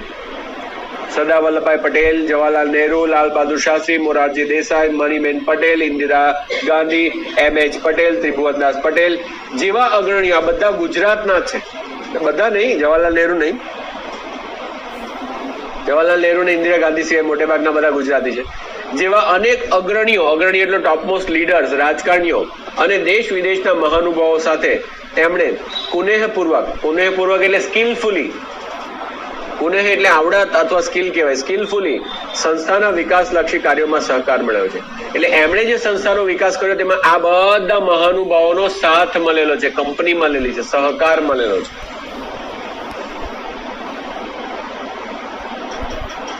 મારું સ્વપ્ન એમણે લખેલી આત્મકથા છે, ખબર ને? મારું સ્વપ્ન આત્મકથામાં યુવાનો માટે તેમણે સંદેશો આપ્યો છે કે તમારી પાસે જે ઉત્તમ વિચાર, જે બેસ્ટ આઈડિયા, થોટ, જ્ઞાન એટલે નોલેજ, કૌશલ્ય એટલે સ્કિલ, યોજના એટલે આઈડિયા, પ્લાનિંગ, અને દૂરદર્શિતા એટલે કે વિઝન, તેમજ આંતરદ્રષ્ટિ, ઇનર વિઝન, એ ગમે તેવા અવરોધો આવે તો પણ તમારી સર્વોત્કૃષ્ટ, સર્વ પ્લસ ઉત્કૃષ્ટ, બેસ્ટ ઓફ ધી બેસ્ટ સેવાઓ તમારા રાષ્ટ્રને આપો. Even if you have anything, if you have good thought, knowledge, skill, idea, vision, whatever you have, use it for the betterment of the country. દેશના ભલા માટે તમે દેશને આપો એ બધી વસ્તુ. સર્વ ધ નેશન. આપણે ત્યાં અત્યારે કોન્સેપ્ટ ઊંધો ચાલે. If you are best, go outside. જે બેસ્ટ હશે તે બધા બહાર જતા રહે. એમ થાય આઈઆઈટી માંથી એન્જિનિયરિંગ કમ્પ્લીટ કરે, નોકરી કરવા કાં જાય તો કે બહાર જતા રહે. ભણે ગણે અહીંયા પૈસા, ઇન્ફ્રાસ્ટ્રક્ચર બધું આપણા કન્ટ્રીનું વાપરે અને સેવા બીજાની કરે. આ તો એવું છે કે માય બાપ એને ખવડાવી પીવડાવીને મોટો કર્યો, નોકરી કરતા થયો એટલે બાજુવાળાને ત્યાં જતો રહ્યો, પગાર લાવીને બાજુવાળાને આપે. સૌ ધ નેશન. હું તો કહું છું લો બનાવવો છે આપણે ઇન્ડિયાની પૈસામાંથી, ઇન્ડિયાની કોલેજમાંથી, ઇન્ડિયન કોલેજીસમાંથી, ઇન્ડિયન કસેથી બી ભણેલા હોય, ઓછામાં ઓછું મિનિમમ 5 વર્ષ તો તમારે આ કન્ટ્રીની જ સેવા કરવાની. મિનિમમ 5 વર્ષ તો સૌ કરાય જ ને પોતાના કન્ટ્રીને. જ્યાંથી તમે ભણી ગણીને તમે લાયક બન્યા કંઈક કામ કરવા માટે, તો તે કન્ટ્રી માટે તમે નાલાયક શું કામ બને? યુ સર્વ ધ કન્ટ્રી. દેશને ઉપર લાવો. નાસામાં જઈને અત્યાર સુધી બધા લોકોને ક્રેડિટ અપાવતા હતા. ઇસરોમાં જઈને કામ કરો. અત્યાર સુધી માઇક્રોસોફ્ટને જઈને માઇક્રોસોફ્ટને વર્લ્ડ લેવલ પરની મોટામાં મોટી કંપની બનાવી દીધી. આપણે ત્યાં જ લોકો ત્યાં નોકરી કરે. અહીંયા કોઈ કંપનીને બનાવો. આપણી પાસે TCS કંપની છે, આપણી પાસે ઇન્ફોસિસ છે, મોટી મોટી સોફ્ટવેર કંપની છે. એને જઈને મહાન બનાવો, સોફ્ટવેરની ટક્કર મારે તેવું બનાવો. પણ ત્યાં લોકોને તો પૈસા જ જોઈએ, તે પોતાનું કામ ભલું થાય તે જોઈએ. દેશ તેલ લેવા ગયો, લોકો તેલ લેવા ગયા, મારું શું થાય? What about me? ये सोच बहुत बुरी है हमारे देश में. એ બહુ ખરાબ વસ્તુ છે. અમેરિકામાં ટેલેન્ટેડ લોકો નથી? શું આપણે ત્યાં મોટી મોટી કંપની નથી? અમેરિકાના લોકોને હાયર કરે છે આપણે ત્યાંની કંપની? આવે જ નહીં પેલા લોકો અહીંયા. દે સર્વ ધેર કન્ટ્રી ઓનલી. ગમે એટલો પગાર આપે, નહીં આવે. અને આપણે ત્યાં દોડી જાય લાળ પાડતા કૂતરાની જેમ. બસ જવાનું.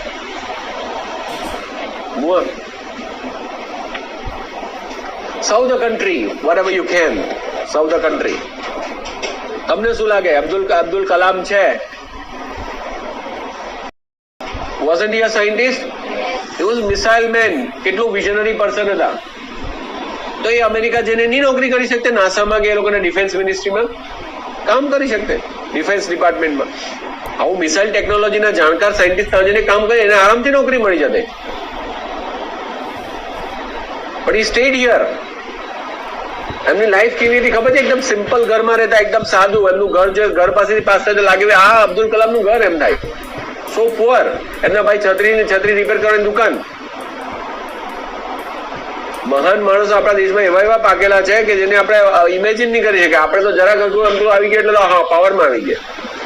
અને આવા આટલા ઇન્ડિયાના ટોપ મોસ્ટ પ્લેસ જેને પ્રેસિડેન્ટશીપ કહેવાય, પ્રેસિડેન્ટ બન્યા પછી બી આજે તમે જુઓ તો એમની એવું કંઈ હતું નહીં. He was living very simple life. આપણા પ્રાઇમ મિનિસ્ટરની જ વાત કરો, he is living a simple life even today. આજે પણ ખીચડી ખાય ગુજરાતી માણસ, ભાખરી ખીચડીને દૂધ ખાવાવાળો માણસ. Amazing. We can't imagine. તો એમ કહે છે કે તમે બહેતર વિશ્વનું સર્જન કરી શકો. You can create a better world. અને તમારું પણ સ્વપ્ન સાકાર કરી શકો. You can also fulfil your dreams. વિદ્વાન, કર્મઠ, નિષ્ઠાવાન અને આત્મસૂચ, એમને બધે એડજેક્ટિવ્સ લગાવેલા છે. નંબર 1 વિદ્વાન, સ્કોલર. કર્મઠ એટલે જે કામમાં માને તેવો, કર્મનિષ્ઠ. નિષ્ઠાવાન એટલે કે ઈમાનદાર, પોતાની કામમાં નિષ્ઠા રાખનાર, પેશનેટ પીપલ. અને આત્મસૂજ એટલે પોતાની પાસે સ્કિલ વાળો માણસ, પોતાનામાં આવડત, અન્ડરસ્ટેન્ડિંગ વાળો માણસ.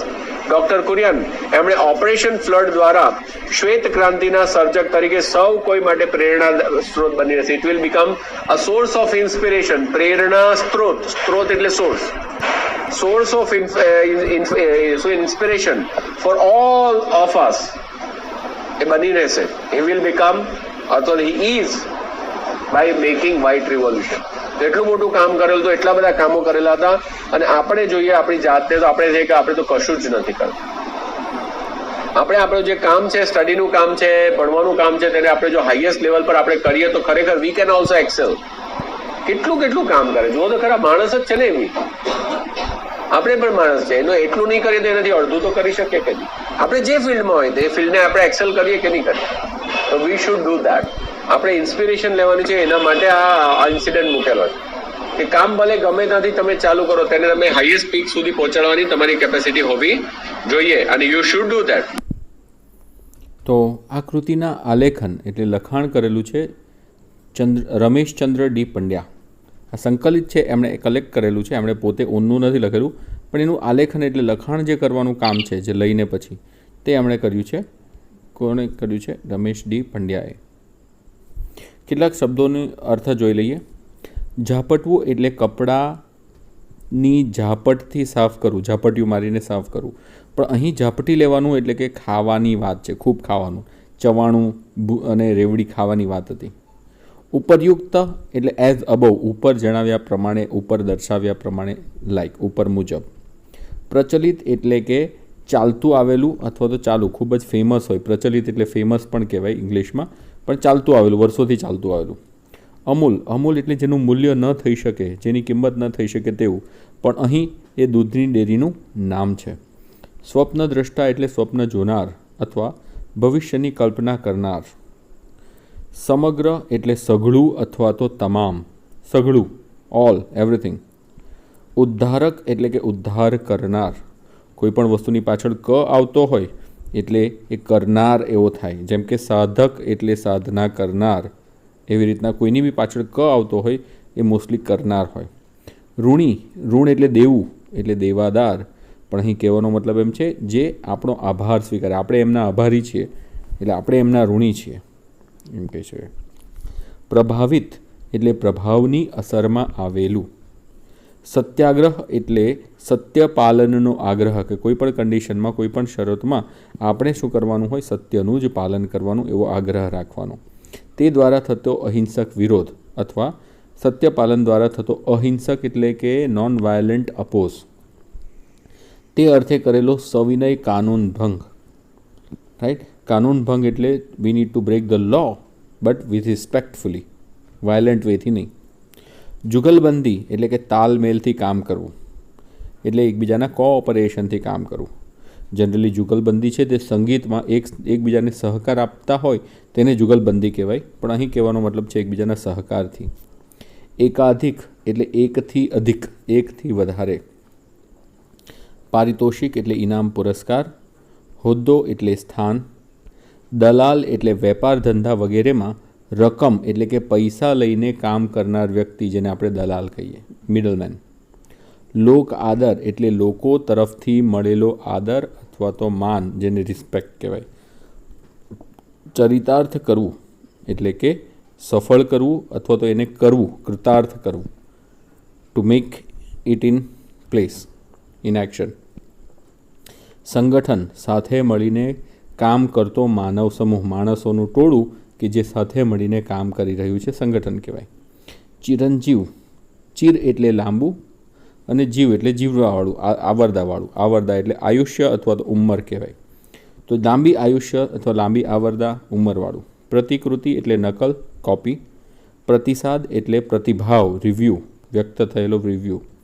શ્વેત ક્રાંતિ એટલે સફેદ ક્રાંતિ, પણ અહીં કહેવાનો મતલબ છે દૂધની ક્રાંતિ, વ્હાઇટ રિવોલ્યુશન.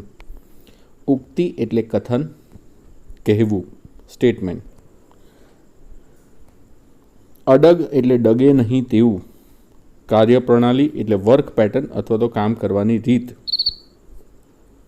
તાલીમ એટલે કેળવણી. સ્વાવલંબી, સ્વ એટલે માત્ર પોતાના પર આધાર રાખનારું, અને સ્વાવલંબી માટે બીજો એક સમાનાર્થી વર્ડ છે સ્વાશ્રયી. સ્વાશ્રય એટલે પોતાના પર ડિપેન્ડ થવું, પોતાના પર જ ભરોસો રાખવો, અથવા આત્મનિર્ભર પણ કહી શકાય. આત્મનિર્ભર. ખુદદારી, એના માટે શબ્દ છે ખુમારી. આપણામાં પણ ખુમારી હોવી જોઈએ, ખુદદારી હોવી જોઈએ.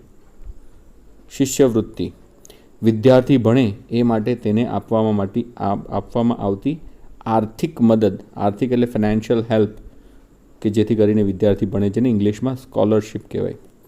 માનદ વેતન, માનદ એટલે ઓનરરી, વેતન એટલે પગાર કે સેલરી કંઈ પણ લીધા વિના કામ કરવું.